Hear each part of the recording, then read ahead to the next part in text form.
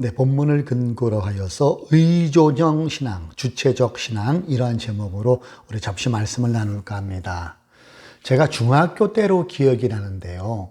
같은 반 친구 중에 성격도 쾌활하고 또 운동도 잘하는 그런 친구가 있었어요. 체육 시간이었는데 우리가 이게 서로 축구를 막 서로 축구를 하고 있었는데 이 친구가 운동장에서 갑자기 팍 쓰러진 거예요. 다들 놀라서 그 친구에게 막 다가가가지고 이게 살폈는데, 이 친구가 거품을 물면서 막 경련을 일으키는 거예요. 예.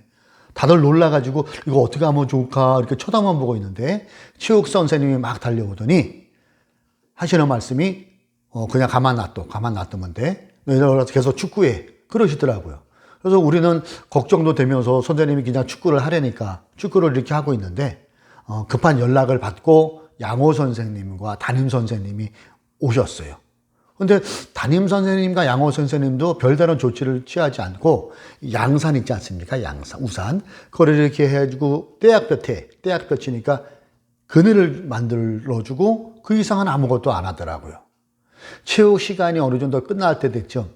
담임 선생님이 운동장에서 우리를 다 모이게 하더니 이렇게 말씀하시는 거예요.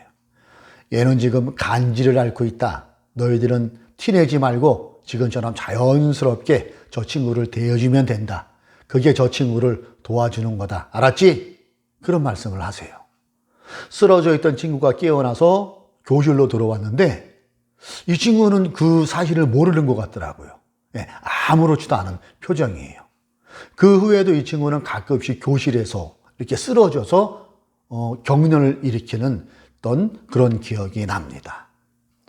오늘 본문 18절에 보면은 여기에도 등장하고 있는 아들이 한 명 있는데 이 아들도 거품을 흘리며 이를 갈며 몸이 뻣뻣해졌다고 했는데 마태복음에서는 이 아이가 간질에 걸렸다고 기록하고 있습니다. 이 사건은 예수님께서 베드로, 야고보, 요한을 데리고 변화산에 가셨다가 내려오는 사이에 벌어진 일입니다. 예수님이 자리를 뜬 사이에 간질을 앓고 있는 아들을 아버지가 산 밑에 남아있던 9명의 제자들에게 데리고 와서는 간질병을 고쳐달라고 요청을 합니다. 그러나 9명이나 되는 제자들은 간질을 앓고 있는 아들에게 쩔쩔매고 있을 때 예수님께서 도착을 하신 거죠. 간질 환자를 고치지 못하고 쩔쩔매는 제자들과 가슴이 타들어가는 것 같은 아버지는 예수님이 오신 것을 보고 반갑게 다가와 그간 벌어진 상황을 말씀드리죠. 주님께서 상황을 다 듣자 제자들을 향해 이렇게 말씀하십니다. 19절을 봅니다. 예수께서 그들에게 말씀하셨다. 이 믿음이 없는 세대요. 내가 언제까지 너희와 함께 있어야 하겠느냐. 내가 언제까지 너희에게 참아야 하겠느냐. 아이를 내게 데려오너라. 그 후 벌어지는 상황은 악한 귀신이 떠나가고 아들이 깨끗이 고침을 받았다고 본문은 기록하고 있습니다. 여기서 의문 하나가 생기는데요. 주님께서는 왜 제자들에게 이 믿음이 없는 세대요 하시면서 제자들을 책망하셨을까요? 제자들은 주님을 따라다니면서 눈으로 본 게 참 많았습니다. 그동안 우리가 마가복음을 살펴보면서 일어난 기적은 제자들이 다 곁에서 직접 보고 만지고 직접 체험하는 것들이잖아요. 오병이요, 칠병이요, 바다를 잠잠케 하시는 것, 무리를 걸어오시는 모습, 제자들이 둘씩 짝을 지어 전도를 나갔을 때에 그들에게 임했던 치유의 권능, 병자도 고쳐본 체험을 한 사람들이 제자들이었어요. 여러분, 제자들처럼 예수님이 가장 측근에서 이런 기적을 직접 체험한 사람은 아무도 없습니다. 직접 예수님께 가르침을 받은 사람들이 12제자들이잖아요. 그런 제자들이었는데 주님이 보시기에는 처음 제자들을 불렀을 때나 지금이나 똑같이 보인다는 거예요. 주님의 기준으로 봤을 때 이들의 믿음이 전혀 자라지 않았다는 것이지요. 믿음에 대한 성장도 성숙도 전혀 없음을 보시면서 주님이 한탄하시는 겁니다. 이 믿음이 없는 세대요. 내가 언제까지 너희와 함께 있어야 하겠느냐. 이 믿음이 없는 세대요. 사랑하는 교우 여러분, 또 유튜브로 함께 예배에 동참하고 계신 여러분, 주님의 이러한 한 단주의 말씀에서 저는 과연 우리의 믿음은 자라고 있는지, 또 우리의 믿음이 성숙되어 가고 있는지, 우리의 믿음이 열매는 맺고 있는지를 여러분과 함께 물어보며 살펴보았으면 좋겠습니다. 저는 처음 교회에 나갔을 때가 어렸을 때, 그러니까 초등학교 들어가기 전부터 어머니의 손 잡고 교회를 처음 가기 시작했어요. 또 예배드리는 여러분들 중에는 모태신앙도 계시고요. 초등학교 또는 중고등학교 때 친구의 전도로 달란트 시작한다, 여자친구 소개해준다, 뭐 이런 것으로 인하여 신앙생활을 시작한 분들도 계실 것 같아요. 중요한 건 모태신앙이건 초중고 때부터 믿은 신앙이건 지금 우리의 신앙이 자라고 있고 성숙해지고 있고 일상에서 열매도 맺고 있느냐, 이게 중요한 것이겠지요. 제자들에게 탄식하셨던 믿음이 없는 세대요 라는 탄식을 우리 또한 들어서는 안 된다는 것입니다. 믿음이 없는 세대요 라는 주님의 탄식에서 과연 우리는 자유할 수 있습니까? 이 부분에서 열애될 수 있을까요? 자신 있습니까? 혹시 우리가 어르신 신자들이 많이 사용하는 나일론 신자 아닙니까? 교회 정서상 그 사람의 믿음이 좋다 하면 흔히 우리는 교회 잘 나오고 예배 안 빠지고 잘 나오고 헌금 잘 내고 또 교회 행사에 빠지지 않고 적극 참여하고 또 봉사 잘하고 담임 목사 말에 순종 잘하면 그 사람을 믿음이 좋다고 표현을 합니다. 정말 이게 진짜 믿음이 좋고 믿음이 잘하고 열매가 맺혀가는 증거 맞을까요? 이러한 행동들이 목사 의존형에서부터 표출되는 행동이라면 그 신자는 자신의 믿음을 심각하게 점검해 볼 수 있어야 합니다. 어떤 신앙이요? 목사 의존형 신앙. 이 시점에서 여러분에게 질문 하나 던질까 합니다. 강단에서, 저처럼 강단에서 하는 목사의 설교가 모두 하나님의 말씀일까요? 목사가 하나님의 대언자일까요? 목사의 설교가 모두 하나님 말씀이 맞다, 목사가 하나님의 대언자 맞다고 생각한다면 그 사람은 목사 의존형 신자일 가능성이 농후합니다.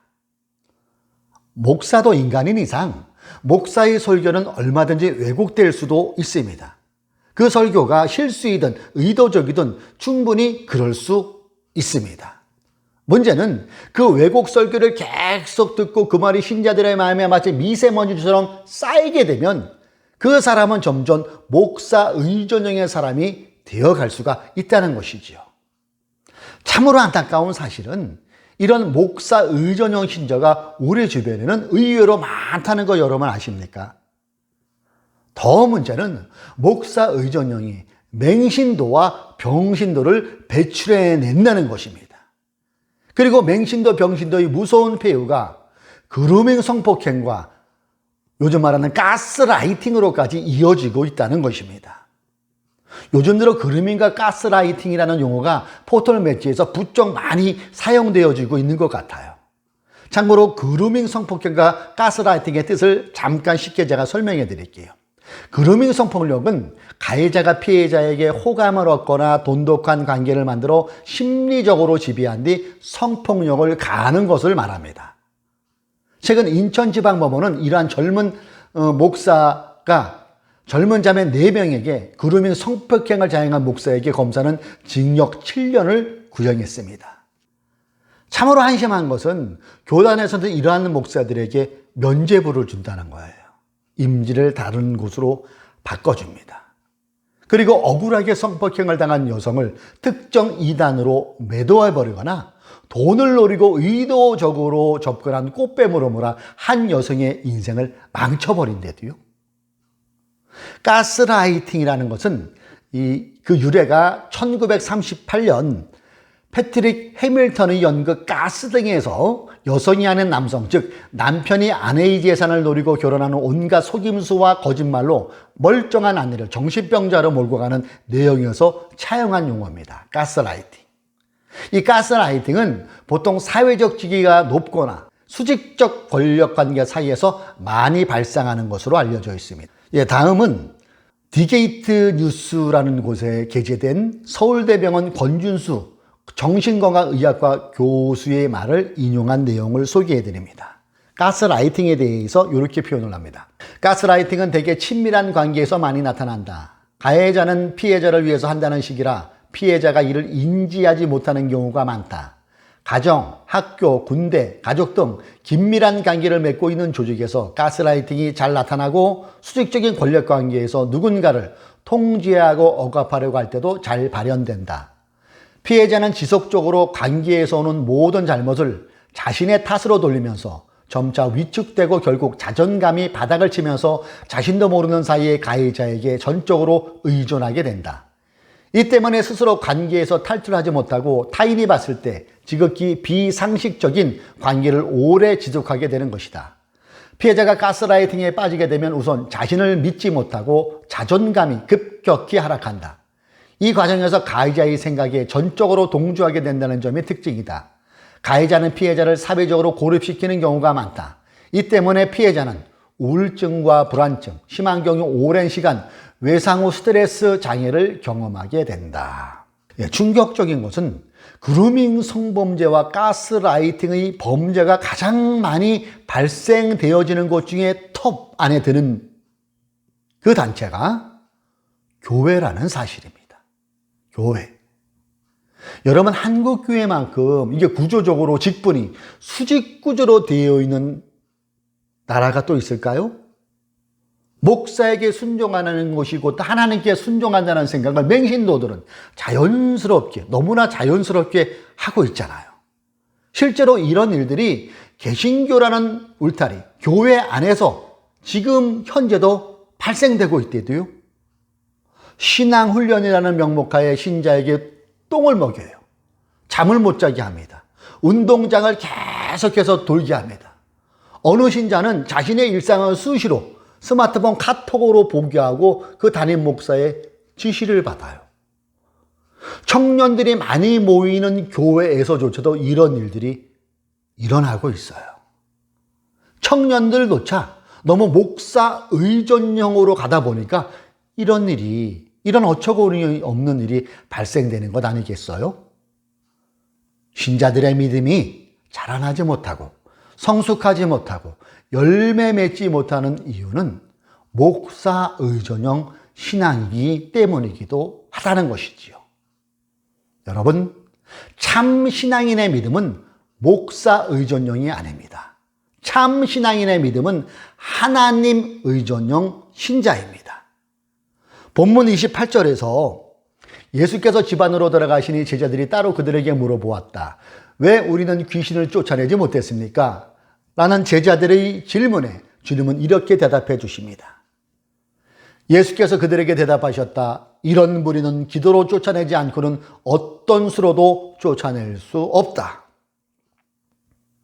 제자들에게 믿음이 없으므로 귀신을 내쫓지 못했다는 것은 곧 믿음이 있을 때 귀신을 내쫓을 수 있는데 그 믿음을 형성하는 길은 기도라고 말씀하고 있는 거예요. 곧 믿음의 성장, 믿음의 성숙은 기도로 가능하다는 것입니다. 기도. 이렇게 기도와 더불어 우리의 믿음이 바로 자라고 성숙하게 되는 것은 무엇일까요? 네, 말씀이지요, 말씀. 로마서 10장 17절의 말씀입니다. 그러므로 믿음은 들음에서 생기고 들음은 그리스도를 전하는 말씀에서 비롯됩니다. 세 번역으로 제가 읽어드린 겁니다. 바울이 살던 당시에는 책이 귀했을 때이죠. 글자를 모르는 사람들도 굉장히 많았습니다. 그래서 대다수의 사람들이 전도자의 말을 통해서 하나님의 말씀을 들었고 그 말씀을 들으면서 그들은 믿음으로 주님을 받아들였고 그 믿음을 지켰고 성장시켰다는 것이지요. 감사하게도 오늘날에는 우리에게 66경의 정적인 성경이 우리에겐 들려 있잖아요. 이 성경을 읽을 때 믿음이 생깁니다. 믿음이 자라납니다. 즉 기도와 말씀이 우리의 믿음을 자라게 해준다는 것이지요. 이걸 좀 더 깊이 생각해 보면 기도와 말씀이 하나님 의존 신앙이라고 표현할 수 있을 것입니다. 그래요? 사람 의존형 또는 목사 의존형이 아닙니다. 말씀 의존형, 하나님 의존형 신자가 되어야 한다는 것입니다.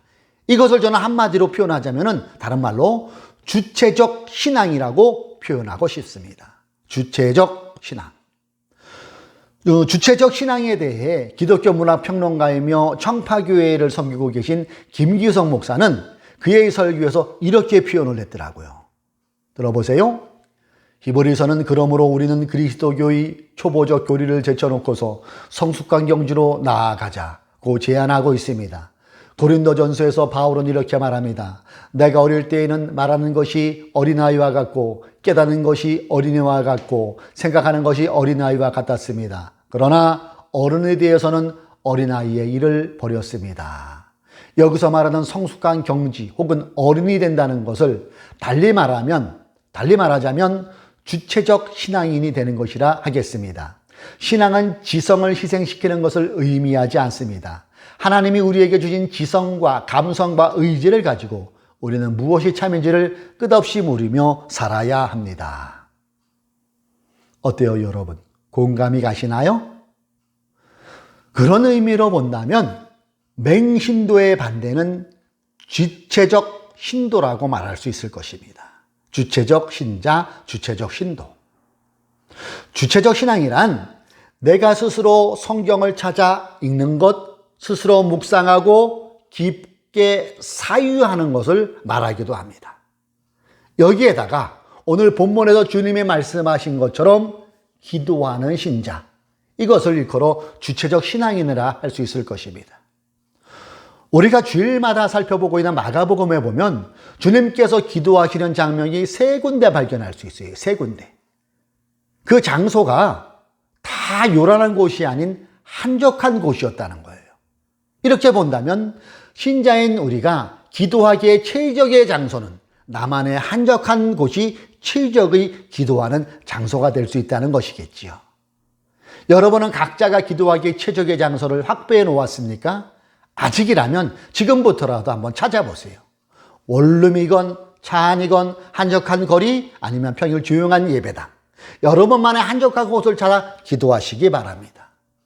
자동차와 타이어는 뗄 수 없게 같이 가는 것처럼 믿음과 기도 또한 뗄 수 없는 관계예요. 같이 가는 겁니다. 내가 스스로 성경을 읽고 사유, 즉 성경을 읽으면서 두루 생각해 보는 것이지요.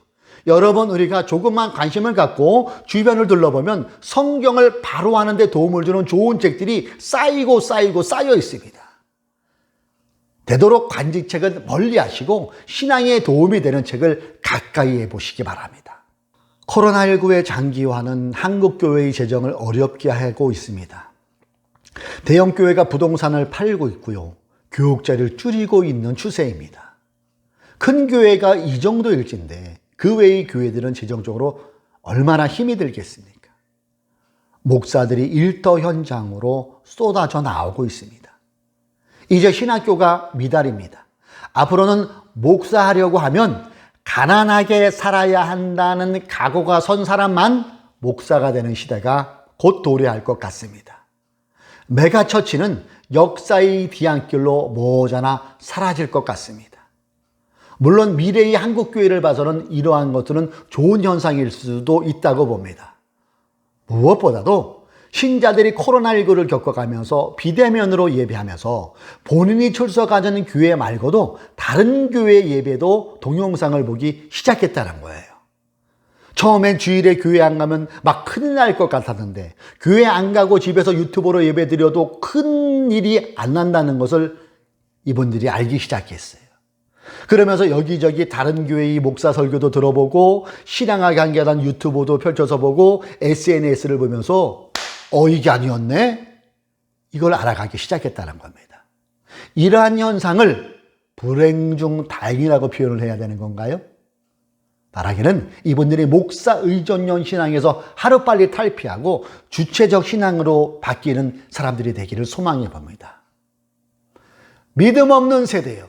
사랑하는 교우 여러분, 주님의 이 말씀 이면에는 나는 너희들의 믿음이 자라고 성숙되고 믿음의 열매가 맺어지길 진심으로 바란다는 역설적 표현으로 우리가 읽고 받을 수가 있는 내용이잖아요. 그리고 하나님이 원하시는 믿음은 주체적 신앙인일 때 가능합니다. 주체적 신앙은 기도로 출발합니다. 여러분만의 최적화된 기도 장소에서 하나님을 향하여 날마다 기도하십시오. 이와 더불어 하나님 말씀을 가까이 하고 날마다 읽으십시오. 그 말씀을 깊게 묵상하십시오. 깊게 사유하십시오. 신앙의 도움책들을 구해서 많이 읽으십시오. 그러는 사이 우리도 모르게 우리의 믿음이 자라고 성숙하여지고 일상에서 그리스도를 증거하는 열매가 맺어가게 될 것입니다. 그런 신자는 목사들의 온갖 감언이설에도 속지 않을 수 있어요. 저 설교가 미세먼지를 풀풀 풍기는 개소리인지 정말 하나님의 말씀에 근거하여 신자들의 신앙을 풍요롭게 잘 안내하는 설교인지도 분별할 수 있대도요. 저는 하늘뜻 푸른교회 모든 교우들은 목사 의존형 신자가 아닌 주체적 신자가 되기를 소망합니다.